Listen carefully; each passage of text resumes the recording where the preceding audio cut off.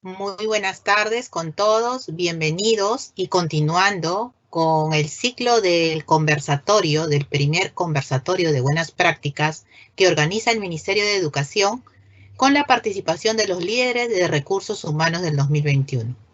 El tema es la gestión de recursos humanos en el contexto del COVID-19. Este ciclo consta de 4 días que se han iniciado el día 18 y culmina el 23 de febrero.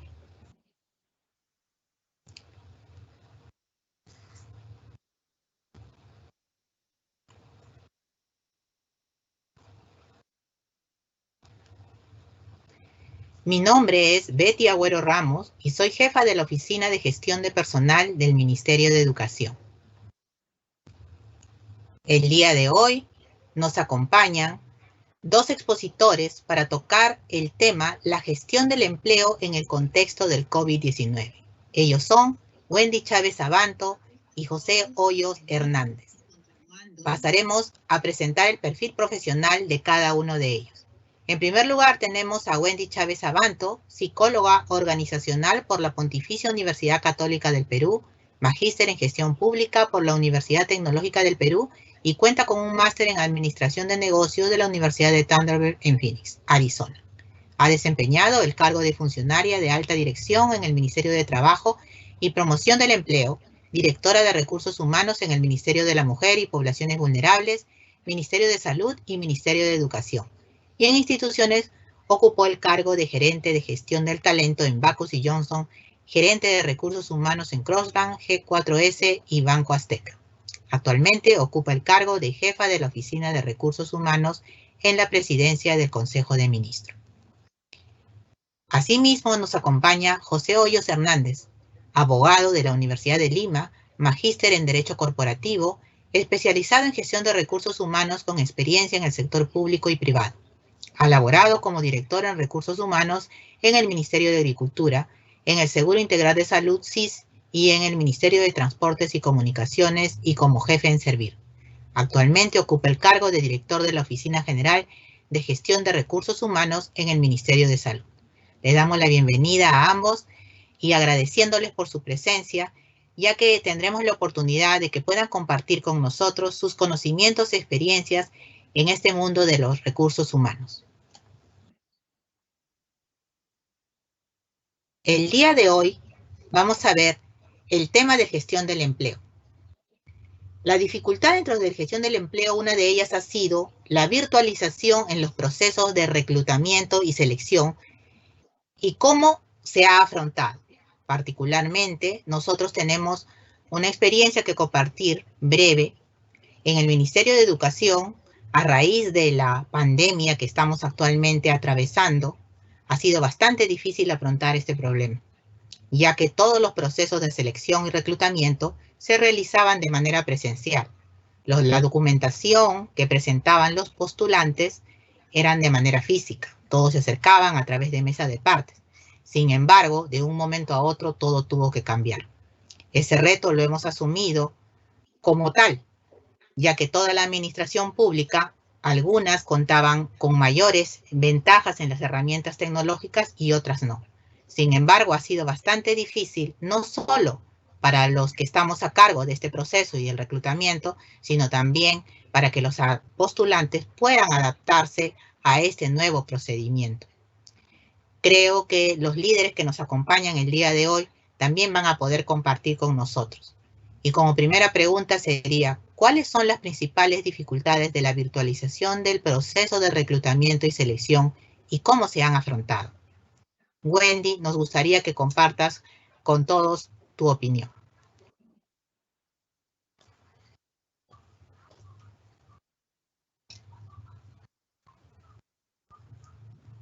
Tu micrófono, Wendy, por favor.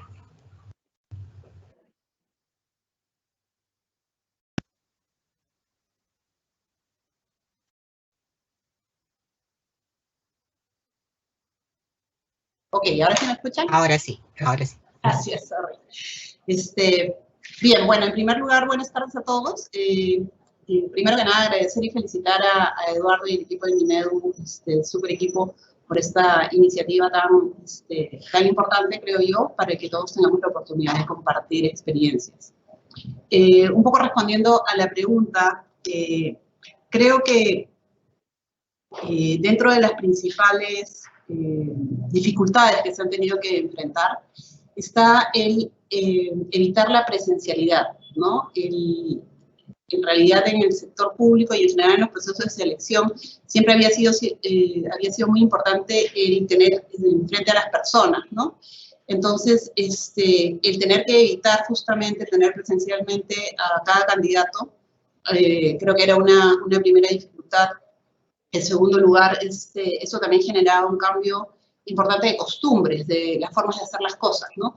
Tanto para la entidad o la empresa como para los candidatos, ¿no? Desde la preparación para estar frente a tu evaluador o a tu candidato, como más bien la preparación para estar en un lugar correctamente ubicado para poder enfrentar el proceso, ¿no? Otra dificultad importante creo que ha sido el tema de contar con los equipos adecuados, ¿no? Tanto los candidatos como los evaluadores. Al estar en las oficinas en remoto, había toda una implementación importante que hacer, tanto de equipos siendo PCs o laptops, como también equipos celulares, por ejemplo, o la adquisición de aplicativos que pudieran permitir generar la fluidez del proceso, ¿no? Entonces, dificultades hemos encontrado, creo que bastantes. De hecho, yo pasé el año pasado mi experiencia en MINSA, justamente en plena pandemia, y lo que tuvimos que hacer en ese momento, trabajábamos con Eduardo, donde está ahora José liderando, pero en ese momento nos tocó a nosotros, y tuvimos que hacer el reclutamiento y la selección de más de 3.000 personas de personal de la salud a nivel nacional.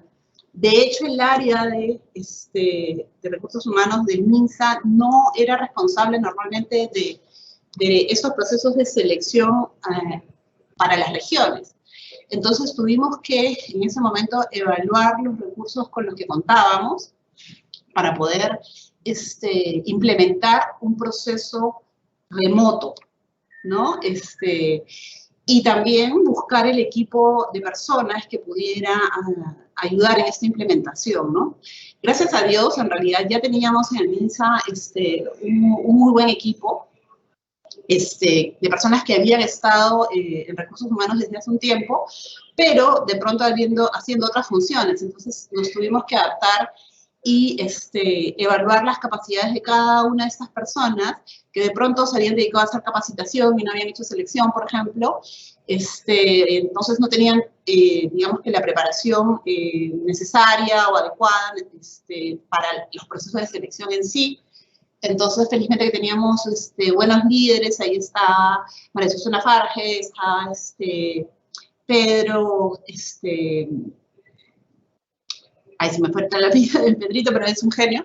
Y con el equipo que teníamos, lo que hicimos fue identificar a las personas del grupo que podían tener las habilidades para contactar a los posibles candidatos, entrevistarlos por teléfono, involucrarlos mediante la explicación de lo que significaba el proceso, estando tan lejos, porque postulaba a posiciones que estaban en Cusco, en Arequipa, muchísimo personal. Entonces, fue primero identificar y preparar algunas de las personas que ya teníamos en el equipo para poder realizar esta nueva actividad, ¿no? Esto implicó, obviamente, el asegurarnos que tuvieran equipos en su casa, ¿no? En algunos casos, se llevaron equipos a su casa para poder realizar ese trabajo. En ese momento nos asignaron algunos teléfonos para poder hacer las llamadas.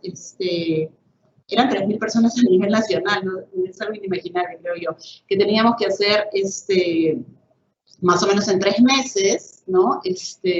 Todo este reclutamiento y selección. Tuvimos que adaptarnos, conociendo un poco lo que había en el mercado también, ¿no? Entonces, me avisa si se me va pasando el tiempo, sorry.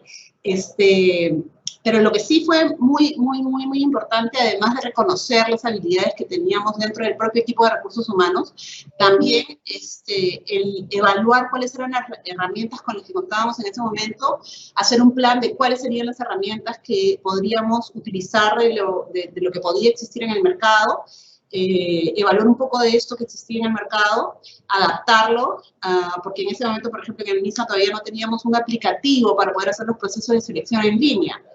Entonces, nuestro socio estratégico fue OGTI. En ese momento, tuvimos realmente desarrolladores que ayudaron a generar un aplicativo que nos permitió filtrar, creamos los perfiles en este aplicativo, y el sistema prácticamente filtraba solo el cumplimiento o no de los requerimientos, ¿no? De cantidad de años, de formación, de contar o no con el título, etc. Nosotros ingresamos el perfil y el sistema filtraba directamente. Entonces, el equipo lo que tenía que hacer era ya más dedicarse a la parte de conocer, identificar a la persona y conversar con ellos, ¿no? Entonces, yo creo que si puedo resumirlo en 4 aspectos, debe ser eso, ¿no? El evitar la presencialidad, el cambiar de costumbres, el buscar equipo adecuado y bueno, y de lo que me olvidaba, tener una buena conexión de internet, ha sido lo clave en todo esto, y creo que eso ha sido para todos los procesos de recursos humanos. No sé qué piensas tú, José. No te estamos escuchando, tu micro está apagado. Buenas tardes con todos, muchas gracias por la invitación, Betty, al equipo del INEDU. Sí, Wendy, como bien lo decías, muchas gracias, me ha dejado muy poquito por decir, porque creo que lo has resumido todo muy bien. Felizmente que me ibas a dejar unos minutos, pero adicionalmente a lo que Wendy dice, creo que otra de las dificultades que tenemos, y es parte de lo que ella dijo, es entrenar a nuestros equipos para este nuevo reto. Siempre se había trabajado de una sola forma, muy pegado a la presencialidad y sobre todo a muchos controles para evitar caer en posibles cuestionamientos de falta de equidad o de no ser transparentes en los procesos. Esta nueva realidad nos permite a nosotros, de alguna manera, abrir nuestros procesos a todos, pero esto a la vez trae también un problema que de repente ustedes también lo deben haber visto, que es cómo validar nuestros procesos internos con las nuevas tecnologías frente a eventuales reclamos que pudieran haber. Y gran parte de los reclamos que podemos tener son, ya lo mencionaste, Wendy, no haber podido tener acceso al aplicativo, o que el aplicativo no confirmó la participación, o que en medio de la inscripción se cayó la inscripción del postulante y no tuvo la posibilidad de verificar si su inscripción había sido correcta o no. Obviamente estas cosas que corren por el lado tecnológico tienen un paralelo por el lado normativo que no debemos nosotros olvidar. Y no debemos tampoco, desde el punto de vista de virtualizar todo, dejar de lado la normativa que tenemos. Creo yo que nuestra gran dificultad en este momento es básicamente normativa, adecuar una normativa que nos permita poder seguir avanzando sin tener de alguna manera las contingencias de tipo administrativo o legal que pudiéramos tener.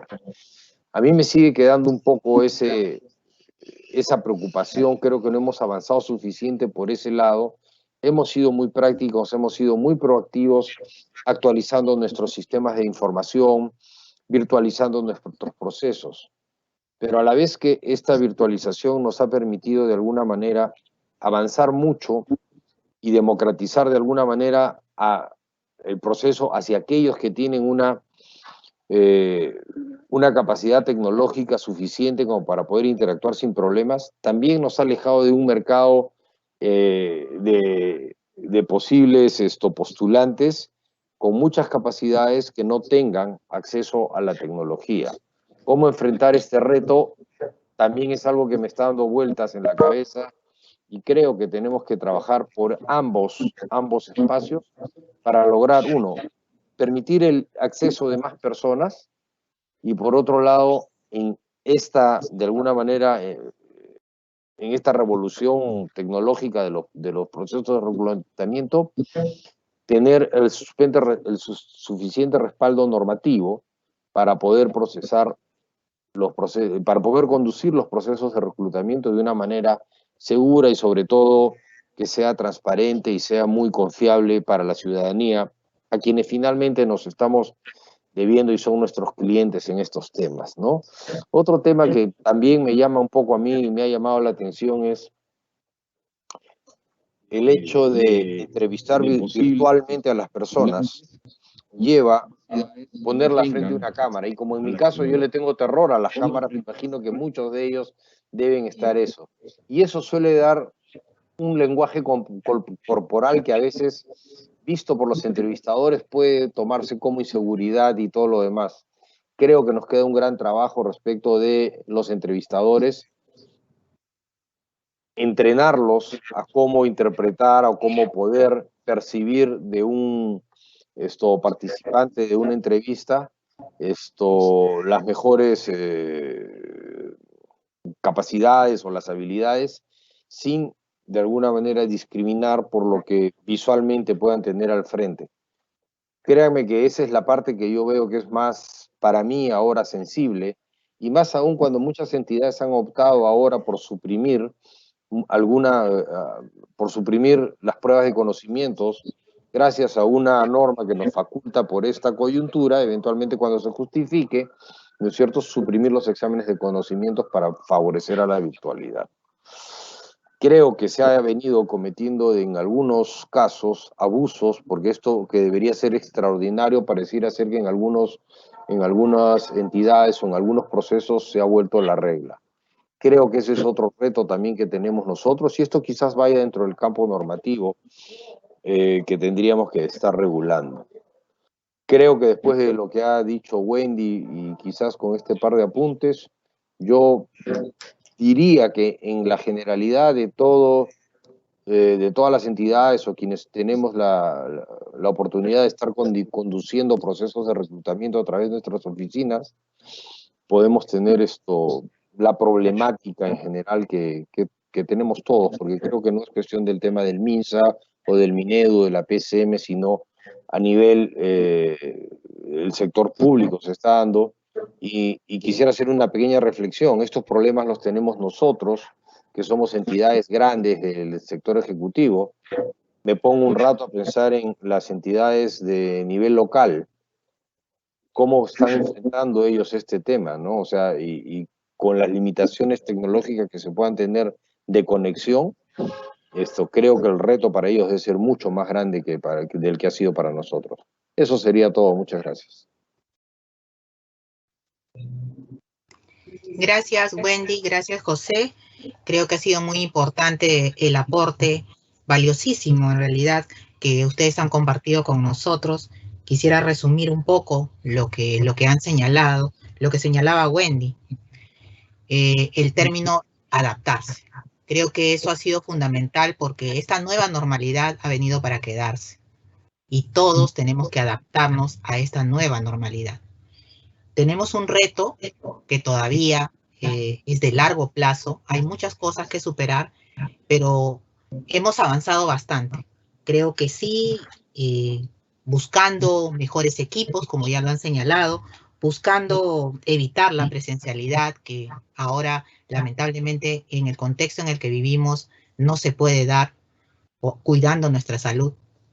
Pero es importante tener entrenados los equipos, poder haber buscado el apoyo de las herramientas con los equipos tecnológicos, con las mismas oficinas tecnológicas que han sido de un soporte invaluable para cada uno de los gestores en recursos humanos que laboran en nuestro país. Creo que eso ha sido muy importante y es algo que tenemos que destacar. Como segunda pregunta tendríamos, ¿qué buenas prácticas y o ajustes razonables se han podido implementar para el proceso de reclutar y seleccionar personal durante el contexto del COVID? Wendy, quisiéramos tener tu opinión.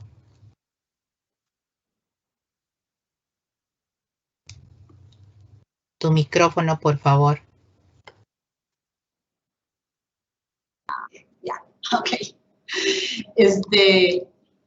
les decía que, tomando un poco de lo que ya hemos comentado, tanto José como en mi participación anterior, ha habido mucho de lo que ya existía en el mercado, que como entidades públicas hemos tenido que tomar, ¿no? para poder hacer esta adaptación a los procesos, ¿no? De pronto nosotros como entidades públicas estábamos más obligados a esta presencialidad. Sin embargo, bueno, esta pandemia nos ha obligado y nos ha en realidad permitido empezar a modernizar la gestión de los procesos de selección a todas las entidades públicas, ¿no? Bueno, como dice José, a quienes tienen acceso a ella, ¿no? De hecho, cuando nosotros tuvimos en el MINSA que desarrollar el aplicativo para decidir cómo empezar a hacer los procesos masivos de selección, tuvimos algunas empresas, de hecho, Eduardo tuvo la oportunidad de conversar con una de ellas, no me acuerdo si fue Boomerang, Trabajo, Labor o LinkedIn, pero buscamos a una de ellas y tuvimos esa opción de evaluar una de ellas, de las que ya existen en el mercado, y también tomamos la opción, como les comentaba, de que nuestros desarrolladores implementaran un nuevo aplicativo. En realidad, la implementación del aplicativo, el equipo que teníamos, donde estaba, como les comenté, Pedro Remigio, adaptó un poco de lo que ya existía en el mercado en este aplicativo, ¿no? Ingresar filtros y hacer que esos filtros automáticamente mediante el sistema te digan quiénes cumplen o no cumplen con requisitos, ¿no? Eso por un lado. Por otro lado, también hemos tenido que buscar en el mercado, y he visto que muchas entidades públicas lo están haciendo actualmente, aplicativos que te permitan evaluar conocimientos, evaluar con pruebas psicométricas, ¿no? Yo tengo algunas preocupaciones respecto a la aplicación de estas pruebas que se hacen actualmente, pero ya existían en el mercado.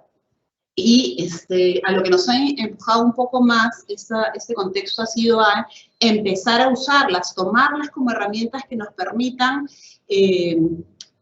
verificar qué tanto nuestros candidatos cumplen o no cumplen con las competencias que estamos buscando para cubrir estas posiciones, ¿no? Entonces, eso ha sido un punto importante, creo yo, para poder, digamos, en lo que hemos tenido que tomar del mercado. Otro punto importante creo que ha sido, por ejemplo, yo en algunas oportunidades anteriormente he hecho también bastante consultoría, y en mi época me acuerdo que usaba mucho el Skype. Yo entrevistaba y evaluaba en ese momento por Skype. Ahora ya puedes usar el Skype, el Zoom, el Teams, hasta el WhatsApp. Actualmente, por WhatsApp mismo, puedes aplicar pruebas psicométricas, ¿no? Cosa que antes creo que ni siquiera nos lo hubiéramos imaginado. Hasta el WISE-3, para si me está escuchando algún psicólogo, lo conoce, hasta el WISE-3 es viable aplicarlo usando estas herramientas que son pruebas, básicamente, ¿no? El mismo hecho de desarrollar alguna otra prueba, hasta puedes usar el Google, ¿no? Para hacer tus cuestionarios y pedir que te resuelvan estos cuestionarios de conocimiento mediante cuestionarios de Google, inclusive, ¿no? Entonces, creo que nos ha llevado esta pandemia a evaluar mucho mejor qué es lo que existe en el mercado, que nos sirve como herramienta para poder no solamente implementar, sino acelerar nuestros procesos de selección, ¿no? Que eso es en lo que debemos avanzar en general en todas las entidades, ¿no? Ahora sí ya te doy más tiempo, Josecito.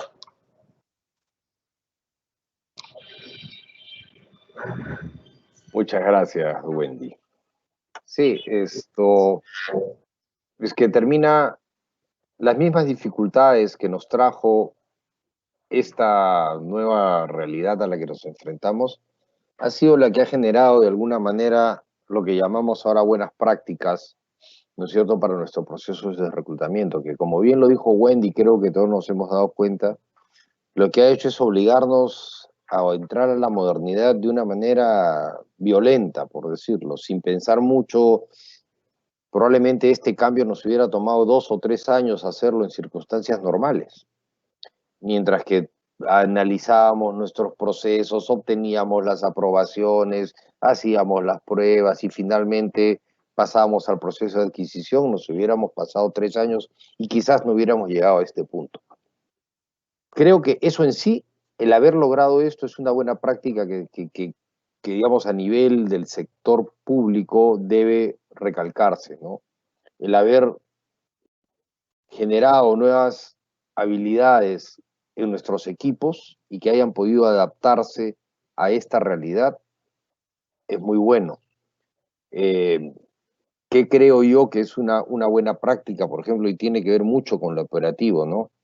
Simplificar nuestros sistemas de una manera tal, y a eso es a lo que estamos apuntando, a que cualquiera pueda ya no postular solamente desde una laptop, sino que pudiera hacerlo desde un teléfono celular, que es lo más democrático que tenemos ahora. Y a eso es a lo que estoy apuntando ahora, a ver cómo vía un app podemos tener un proceso de selección. Y otra cosa que he visto también es, y no es una buena práctica de mi sector o del sector de Wendy, sino que se ha visto entre todos, es la colaboración que ha habido entre todos nosotros para poder replicar sistemas que funcionan en algunas entidades, en otras, evitándonos todo ese proceso de largo aprendizaje que a veces tenemos todos y que nos es tan costoso en horas y en oportunidades, sobre todo, porque mientras más nos demoramos, perdemos talento en la calle, ¿no es cierto? Es talento que dejamos de reclutar para generar valor público en nuestros procesos, que es tomado por otras personas. Si no entendemos que en esta época nosotros tenemos que ser muy rápidos, adaptarnos, porque la competencia con el sector privado cada vez es más fuerte, estamos nosotros quedándonos muy atrás. Y una buena práctica ha sido simplificar nuestros procesos, desde permitirles a los postulantes ya no ponerles un límite en el peso de sus archivos PDF para subirlos, cosa de lo más absurda, porque si alguien tenía un archivo con más de 5 megas no podía participar porque el sistema no se lo permitía. Entonces, lograr ver esos detalles que aparentemente son poca cosa, liberar esas trabas, hace que podamos tener una mayor cantidad de prospectos en nuestro proceso de reclutamiento. Finalmente, ver una solución rápida a los reclamos, establecer procesos sumarios, pero que sean absolutamente transparentes para la solución de reclamos en los procesos, creo que también ha sido una buena práctica porque finalmente ha permitido transparentar nuestras decisiones, ¿no? Entonces, generar confianza con la publicidad de los videos, de los archivos, porque felizmente ahora, aunque no lo creamos, tenemos todos la obligación, de alguna manera, de ser transparentes porque estamos siendo grabados, sin que esto lo hagamos porque estamos grabados, sino que tenemos el respaldo de que frente a una eventual queja en un proceso, tenemos nosotros como entidad el respaldo del video. Mira, sí, efectivamente, a los 3 se les hizo la misma pregunta. No hubo ninguna preferencia frente a alguien. Entonces, se ha transparentado todo y creo que eso es una buena práctica, ¿no es cierto?, que debemos nosotros resaltar en la gran mayoría de nuestras entidades. Sí, eso sería, Betty. Gracias, Wendy, José. Creo que ha sido muy importante en el desarrollo de esta segunda pregunta, principalmente de lo que puedo rescatar de todo el conocimiento que ustedes nos han brindado, es fundamentalmente la modernización, que como señalaba José, de manera violenta le hemos tenido que afrontar y asumir. Lo que pudo habernos demorado un quinquenio o una década, lo hemos tenido que hacer en meses. ¿Por qué? Porque teníamos que continuar con todos los procesos y los procedimientos. Todo esto nos ha obligado a mejorar nuestros procedimientos, como ha señalado, a simplificarnos y a utilizar las herramientas del mercado y a replicar, como también han señalado, a replicar lo bueno que se ha hecho en nuestras propias entidades. Creo que eso ha sido importantísimo. Quisiera recordarle a todos los que nos acompañan en este conversatorio que pueden hacer sus preguntas ya a través del chat para que al final del conversatorio se pueda dar respuesta a las inquietudes que ustedes puedan brindarnos. Como tercera pregunta tendríamos finalmente, ¿cuáles son los retos que se presentan para los procesos de reclutamiento y selección para el año 2021? Sus palabras, Wendy.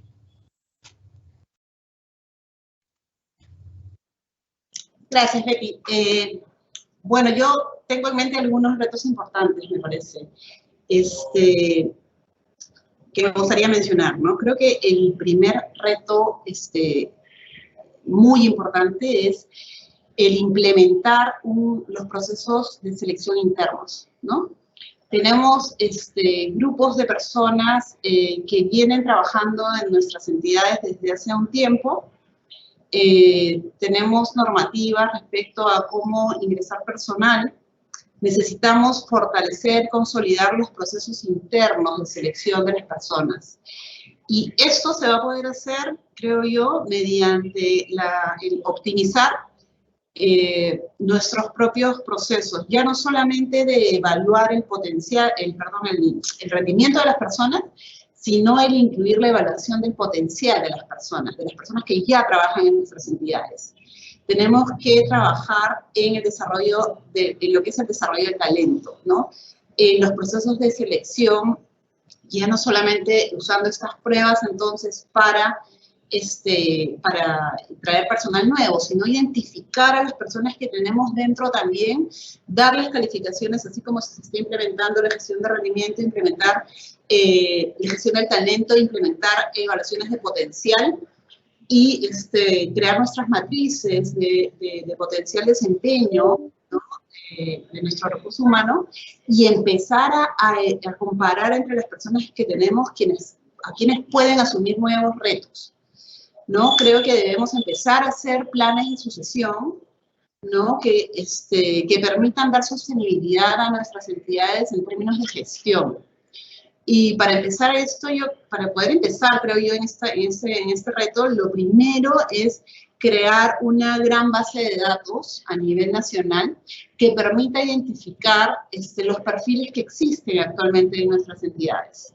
¿No? Creo que el punto 1 va a ser justamente identificar a todos los funcionarios, directores que existen, conocer los perfiles de este grupo de personas que ya están en nuestras entidades y a partir de ahí identificar cuál es el potencial de cada uno de ellos hacia el futuro mediante justamente este uso de las pruebas psicométricas que ya estamos utilizando. Creo que otra tarea importante, otro reto importante es validar las pruebas que se están usando, ¿no? Porque estamos usando muchas pruebas que son internacionales probablemente y podemos, este es un reto para todos los psicólogos en el Perú, el validar las herramientas que se están utilizando para que sean confiables para la población peruana, por ejemplo, ¿no? Y poder hacer comparaciones entre las mismas personas que trabajan en nuestras propias entidades, ¿no? Entonces, como dijo José, creo que es muy importante empezar a trabajar en la normatividad, ¿no? Que nos permita dar consistencia y solidez a todo esto que hemos venido implementando y a lo que se quiere implementar hacia el futuro, mediante la normativa que, digamos, proteja la racionalidad, la lógica y el que los procesos se hagan de manera ordenada, basándonos en la justicia, ¿no? En la transparencia. Entonces, para eso sí es importante poner en blanco y negro las normas que nos lo van a permitir, ¿no? Eso es lo que creo que tenemos como retos hacia adelante.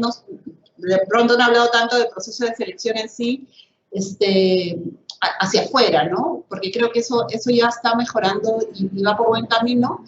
Creo que el reto ahora está en pensar en nuestros procesos de selección interna, ¿no? Creo que no debemos dejar de lado todo este capital humano que tenemos en nuestras entidades y que debemos potencializarlo bien con planes y herramientas estructuradas que existen.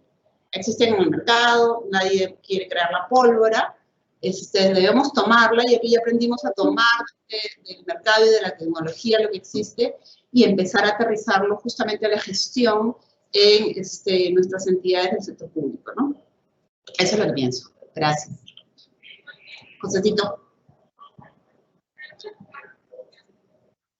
Sí, creo que vamos todos un poco en la misma línea. En la primera parte de mi intervención hablé yo de que estábamos en una época en que teníamos que competir por el talento.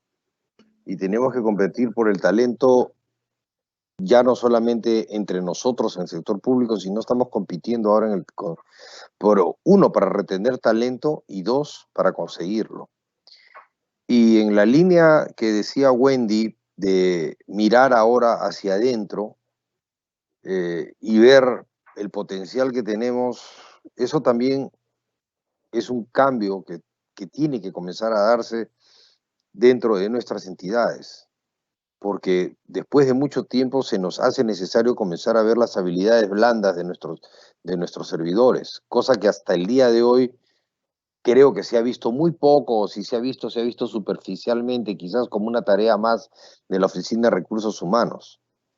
Y hoy día, con la nueva realidad y la nueva coyuntura que tenemos, quizás ahora lo más importante para nosotros son tener servidores que tengan las habilidades blandas suficientes como para poder darnos todo el talento que necesitamos de ellos en estas circunstancias.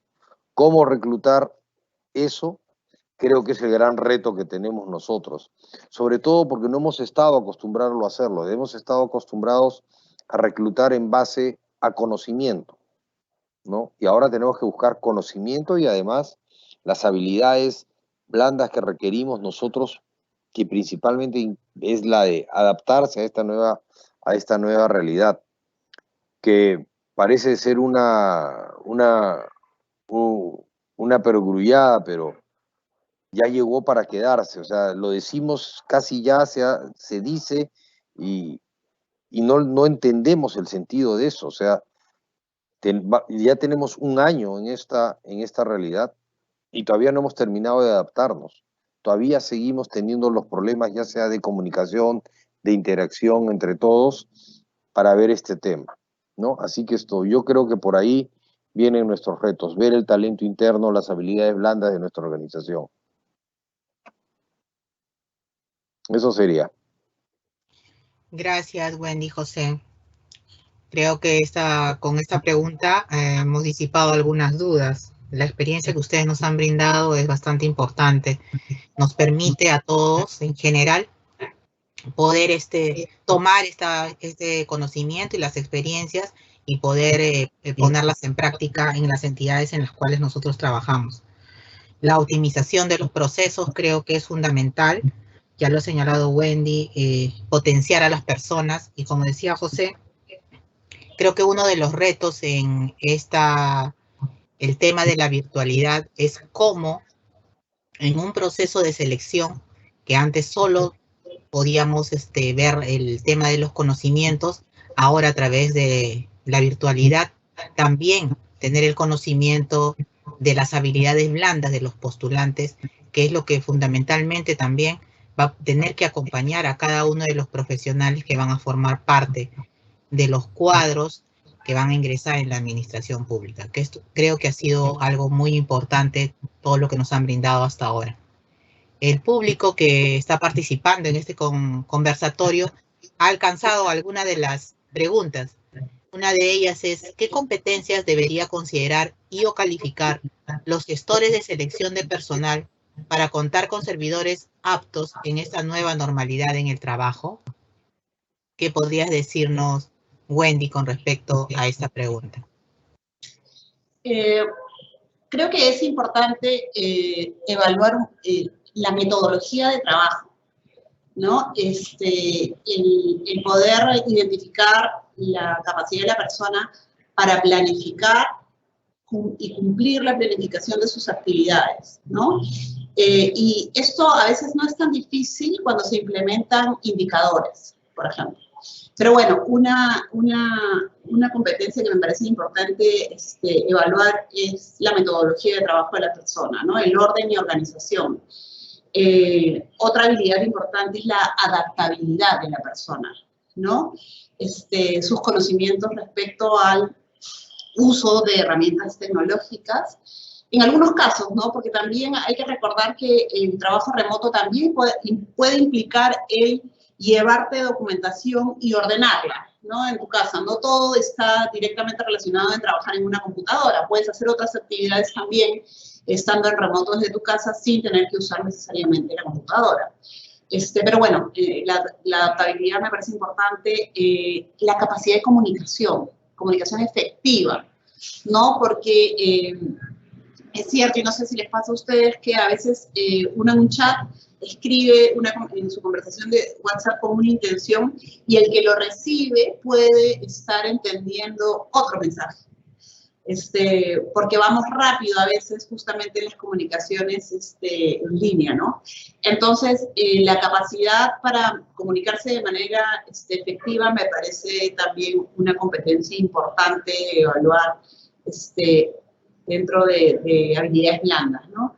Y obviamente siempre hay que tomar en cuenta el conocimiento técnico, ¿no? Del tema que la persona va a tener entre manos, ¿no? ¿Cuál va a ser su responsabilidad? Pues tener cierto conocimiento técnico sobre ese tema siempre va a ser clave, ¿no? Eso es lo que me parece importante evaluar. Gracias, Wendy. José, nos gustaría tu opinión con respecto a cómo fortalecer la transparencia y meritocracia en las instituciones públicas.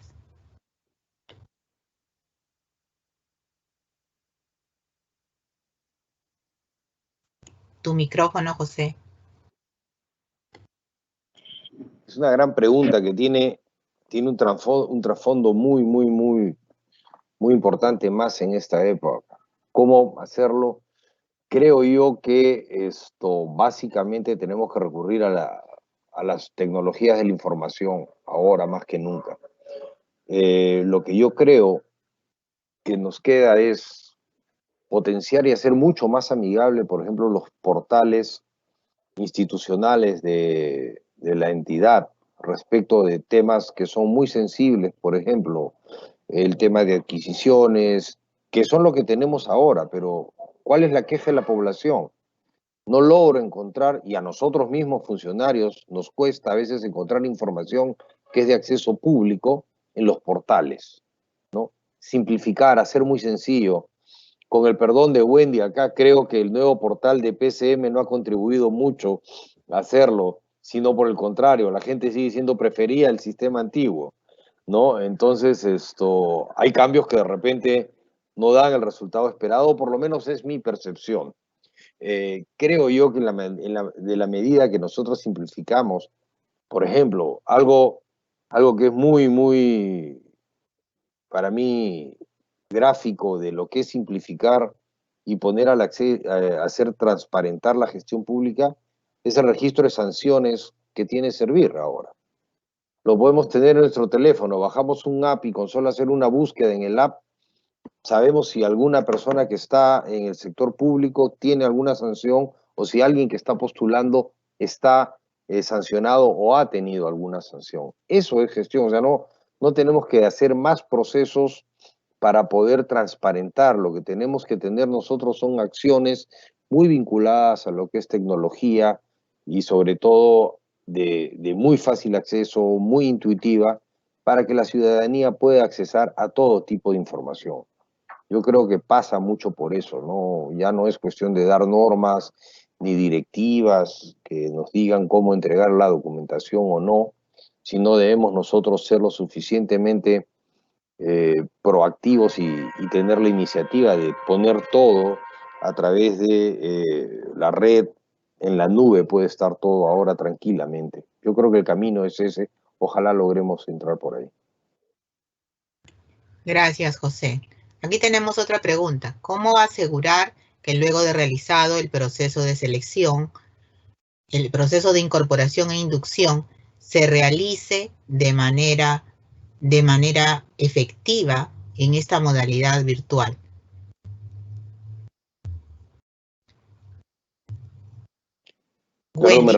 Wendy. Perdón. Vuelvo a repetir la pregunta. ¿Cómo asegurar que luego de realizado el proceso de selección, el proceso de incorporación e inducción se realice de forma efectiva en esta modalidad virtual? Wendy, nos gustaría tu opinión.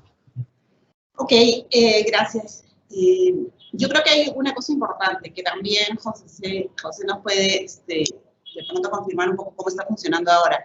Pero lo que hicimos el año pasado fue implementar el aula virtual en MINSA e incluimos en el aula virtual las herramientas de inducción, por ejemplo, ¿no? Minedu también tiene muy bien desarrollado el proceso de inducción de una manera planificada. Y te permite justamente reuniones como esta, el asegurar que la persona se conecte y reciba información, tanto de explicaciones directamente como para poder hacer consultas, como también el enviarle la documentación que debe revisar, ¿no? Se puede mejorar, hay bastantes cosas que hacer. En Minedu hay un equipo extraordinario que hace muchas dinámicas, por ejemplo, y no se trata solo de sentarte a escuchar teoría y teoría, sino que hay un equipo dinámico que interactúa, envía material a la persona para que posteriormente responda preguntas de una manera más dinámica. Entonces, la tecnología también nos ayuda muchísimo en este proceso de inducción, inclusive, cosa que antes ni siquiera lo habíamos pensado, antes, bueno, en el sector privado sí se hace mucho que cuando la persona ingresa, te hacen una visita, una ruta, ¿no? Por ejemplo, bueno, en algunas entidades lo que hacían era subir a las personas nuevas a un bus, en Crossland lo hacíamos, y hacíamos rutas para que vayan a las tiendas a conocer las tiendas que tenían y dónde se estaban exponiendo los productos. Entonces, si ahora no podemos hacer eso, lo que podemos hacer son videos, ¿no? Donde les mostramos dónde queda, qué es lo que hay dentro, ¿no? De la tienda, o de, bueno, no tenemos tiendas, pero bueno, del lugar que necesitamos que conozcan, pues sí, es viable de manera interactiva, y seguro Cris y su equipo de comunicaciones me puede fortalecer más esa idea, pero se pueden hacer videos haciendo que las personas vayan conociendo ambientes, aunque no estén presentes, ¿no? Entonces, de hecho, como también se ha hecho, lo ha hecho Minedu, el hacer participar a personas de otras entidades en actividades como esta, por ejemplo, te permite dar cierta interacción en los procesos de inducción que antes no hacíamos realmente. Antes era citar a un grupo de personas para que se sienten y alguien que les daba teoría y teoría, o les decía, esta es la misión y la visión. Sí es cierto, y Eduardo lo hacía, por ejemplo, ya habían actividades como simulaciones o role-plays, ¿no? Para hacer lo mismo. Entonces, yo creo que esta tecnología nos está ayudando a crear nuevas formas de hacer las cosas, y la inducción es una de esas también, ¿no? Eso es lo que pienso. Gracias. Gracias, Wendy. Tenemos otra pregunta. ¿Qué rol deben asumir los líderes para aportar en la mejora de gestión de sus equipos en el contexto remoto, más allá de la implementación de medios tecnológicos? José, nos gustaría tu opinión. Uy, me está tocando bailar con la más fea siempre, ¿no? La pregunta más complicada. Nuevamente, estamos frente a una situación nueva, ¿no? Antes estábamos acostumbrados a tener el contacto directo con nuestros equipos y a través de ello ir tomando un poco la temperatura de cómo venía el equipo para afrontar a los retos que teníamos. Y eso era muy importante porque el estar, digamos, compartiendo con nuestros equipos el día a día nos permite saber cómo vamos, digamos, avanzando en el cumplimiento de las metas que tenemos como comunidad funcional. El día de hoy estamos básicamente controlando todo por teléfonos, por Zoom, a través de hojas de Excel, verificaciones de cumplimientos de encargos. Se nos hace, y el gran reto que tenemos como líderes en nuestros equipos es Lo dijo hace unos momentos Wendy, que la comunicación efectiva y el canal, digamos, cuando se está de forma presencial es muy claro y nosotros podemos, hasta por el lenguaje corporal de nuestro interlocutor, saber cómo está percibiendo el mensaje que estamos enviando. A veces un WhatsApp puede ser muy frío y puede tomarse como una llamada de atención cuando realmente no está teniendo ninguna carga emocional.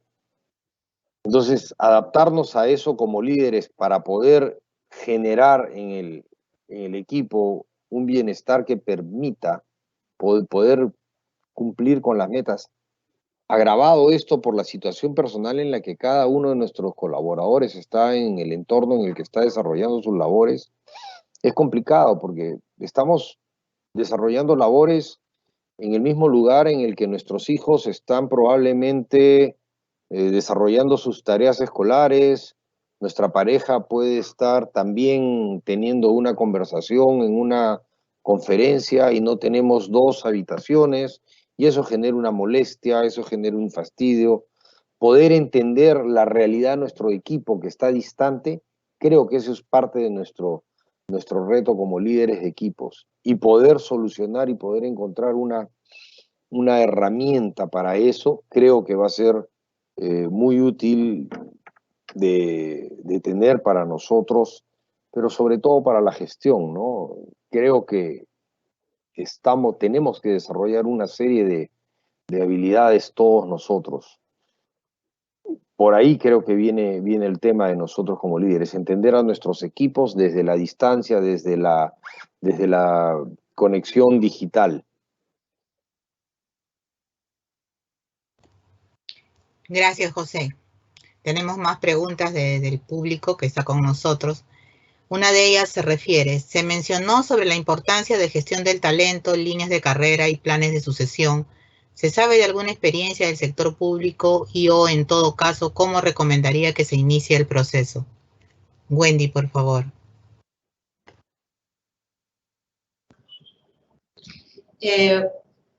Bueno, justamente hoy día intercambiaba un poco de ideas con Evelyn Camacho, y Evelyn me comentó que muy rápido me lo comentó, ¿no? Pero sí ha tenido una experiencia, me parece, como EFA. Y ahí, al parecer, siempre interviene desde alguna parte que está ahí, ¿no? La OSI a mirar cómo se han estado haciendo las cosas, ¿no? Entonces, ahí está uno de los retos que tenemos, y es un gran reto que existe actualmente en nuestro país. Creo que tenemos que partir por una gran base de datos de las entidades públicas a nivel nacional, ¿no? Así como todo funcionario, director, ingresa a una posición y tiene que llenar su declaración jurada, de igual manera, al llegar una persona a una posición, debe tener en la entidad y centralizado de alguna manera, ya sea por PCM, por el currículum de la persona, sus fortalezas, sus debilidades, y yo apuesto por la implementación de evaluaciones que permitan identificar justamente, yo creo que mediante pruebas psicométricas, por un lado, por otro lado, mediante las opiniones del jefe y dar calificaciones de potencial, ¿no? Esto es real, existe en el mundo. De hecho, en un curso en el que estuve inscrita el año pasado, nos comentaron, el capacitador era el gobierno coreano, y nos comentaba que se hace en las entidades públicas actualmente en distintos países, ¿no? Entonces, si hemos ido lento en nuestra modernización de procesos, aquí está el reto, y bueno, ahora tenemos en servir nuevos equipos que tienen justamente todas estas cosas por desarrollar. Y algo que quería comentar que se me fue hace un momento es que me gustaría también proponer la implementación de más intercambio de personas entre las entidades, en el sentido de que nosotros, como líderes de recursos humanos, me gustaría poder invitar a José, a Eduardo, a ser miembro de uno de los comités de selección, por ejemplo, y que pudieran ayudarnos desde su también perspectiva a calificar las capacidades y el potencial de las personas que están en otras entidades. Entonces, si es viable, es difícil porque tenemos que empezar por sentar las bases también normativas. Creo que la tarea número uno, como les digo, es crear una gran base de datos. Es algo viable, lo hemos estado un poco conversando aquí con el área de gobierno digital y sí es viable. Entonces, yo como visión de futuro sí creo que se va a poder hacer. El tener planes de sucesión, el crear líneas de carreras para las personas que permitan mayor desarrollo del talento humano que existe en las entidades públicas, ¿no? No te puedo dar un ejemplo, no te puedo decir exactamente porque no conozco ninguna de las entidades que hasta ahora lo haya hecho, pero sí te puedo dar ejemplos de empresas privadas que lo han implementado y lo han implementado de manera exitosa, ¿no? Barfus ha sido una de ellas. Gracias. Gracias, Wendy. Aquí tenemos otra pregunta. ¿Cómo fortalecer la marca empleo en el sector público y lograr tener un mayor alcance a nivel del reclutamiento y lograr llegar a más postulantes y reclutar talento interesado en trabajar en el Estado? José, nos gustaría escuchar tu opinión.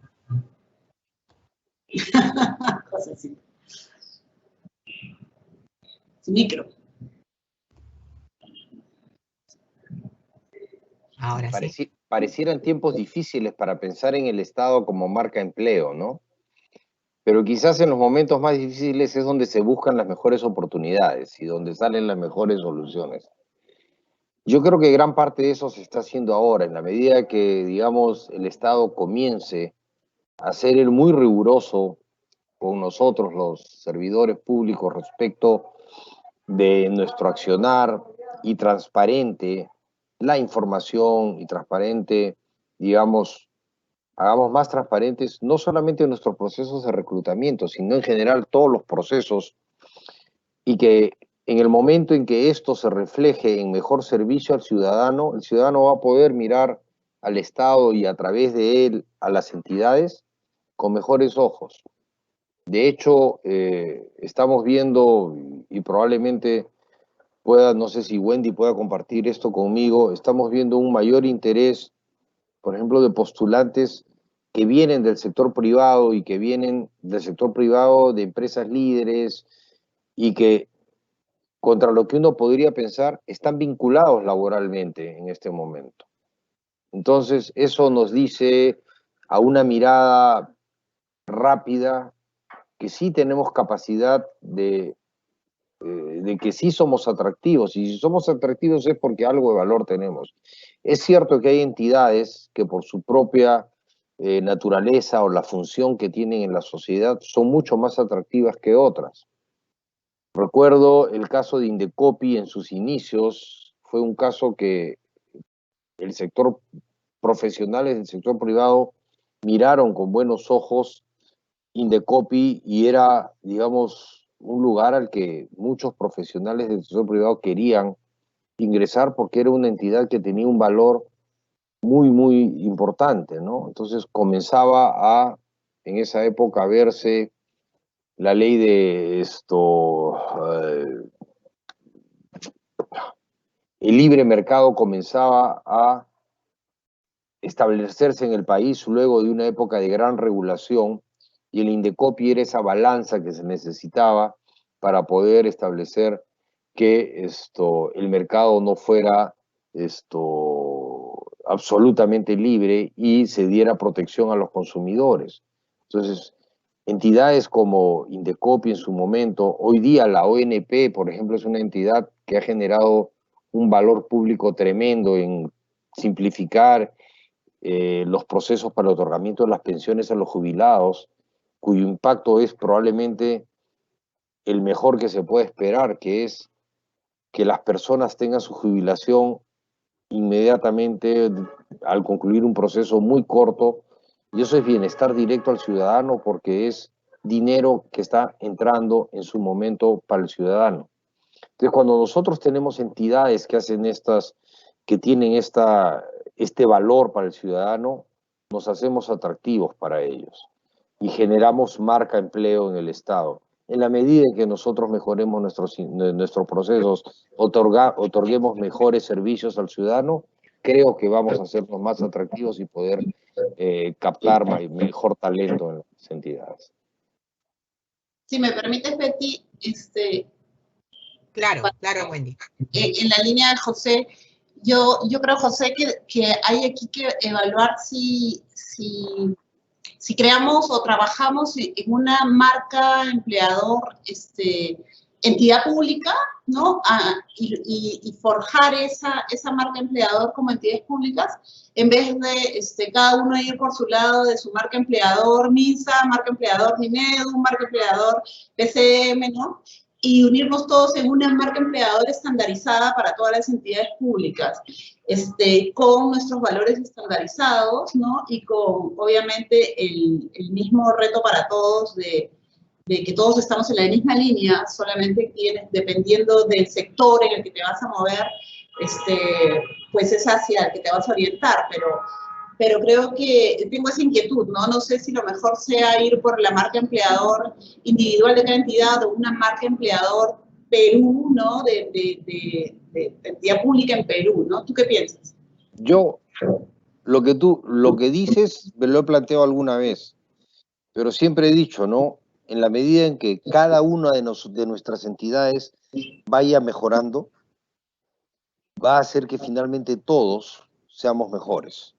Yo sí creo que tenemos que comenzar a trabajarlo individualmente, porque cada entidad tiene su propia naturaleza, su propia cultura, y eso lo sabes tú mejor que yo, ¿no es cierto? Que nos mueve a distintos ritmos y con distintas complejidades, ¿no? Eso sí, yo ahí sí quizás peque un poco de egoísta, pero creo que el esfuerzo individual, pero en todas las entidades, va a hacer que después generemos un valor común, valor de empleo de estados.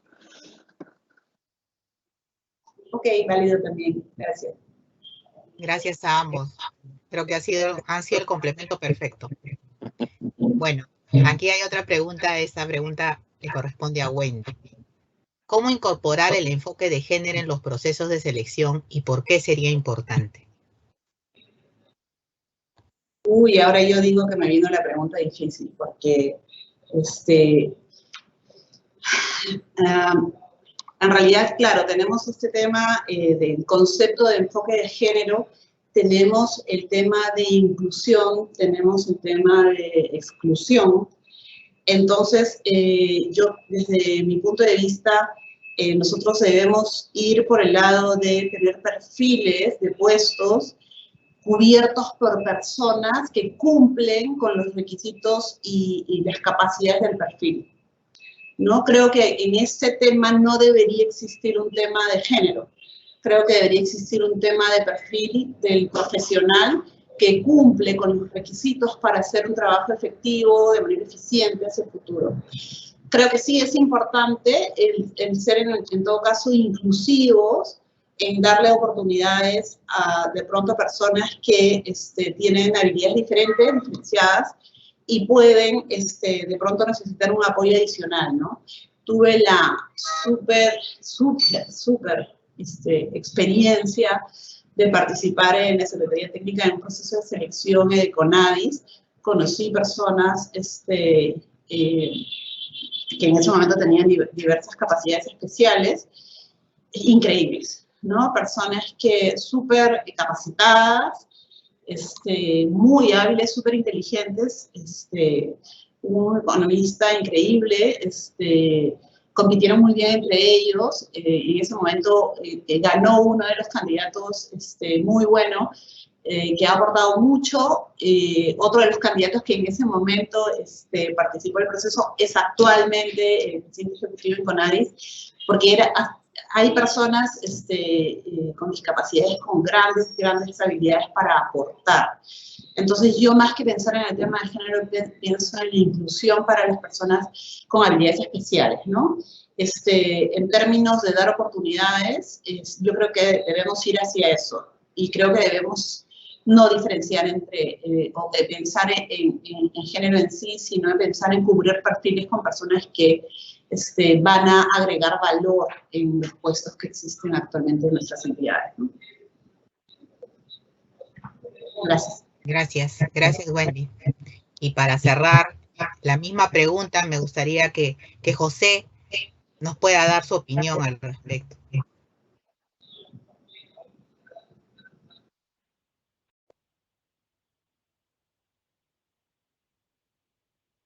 Tu micrófono, por favor, José.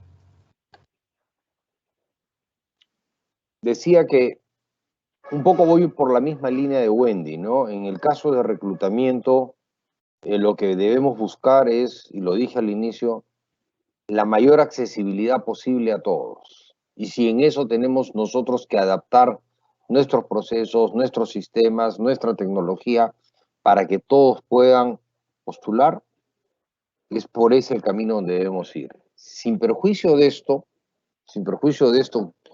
creo yo que estamos en una época ya en el que los perfiles de los puestos, digamos, no están dados para un género u otro.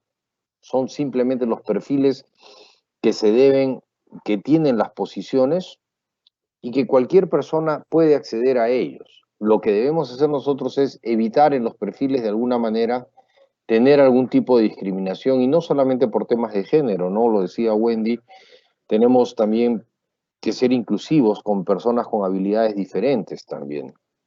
Y por ahí viene el tema. Finalmente, la apertura de nuestros procesos en esa línea va a generar que no hayan estas dificultades respecto de discriminaciones, ya sea por capacidades o por temas de género.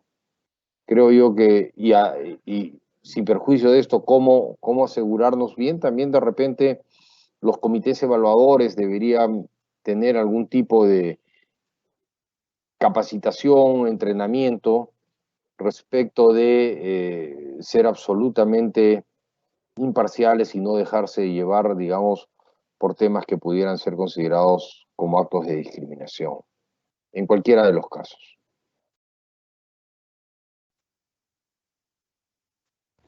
Muchas gracias, José. Gracias a Wendy.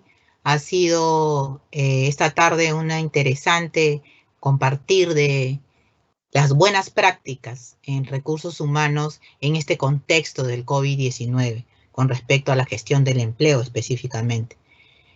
Creo que nos dejan ideas, fuerzas muy importantes, como es para seguir adelante, adaptarse, modernizarse, trabajar y entrenar a nuestros equipos, ser proactivos y democratizar nuestros procesos.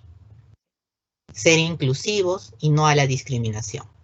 Creo que son ideas, fuerzas importantes que nos han dejado de toda la rica experiencia y el conocimiento que ustedes tienen y que han podido compartir esta tarde con todos los que han ingresado al conversatorio. Quisiera agradecer una vez más su presencia, que ha resaltado el evento del día de hoy, e invitarlos a todos a continuar con este conversatorio de buenas prácticas que seguirá el día lunes. Y para esto tendremos el tema Cultura, Clima y Comunicación Interna en el contexto COVID-19. Nos acompañarán Evelyn Camacho, que es gerente de desarrollo del Sistema de Recursos Humanos en Servir, y Manuel Ollarse, jefe de la Unidad de Recursos Humanos de Sanipes. Como siempre los esperamos a partir de las 10 de la mañana hasta las 11:30, que iniciaremos nuevamente. Muchas gracias por su presencia. Buenas tardes. Buenas tardes con todos. Gracias a ustedes. Buenas tardes.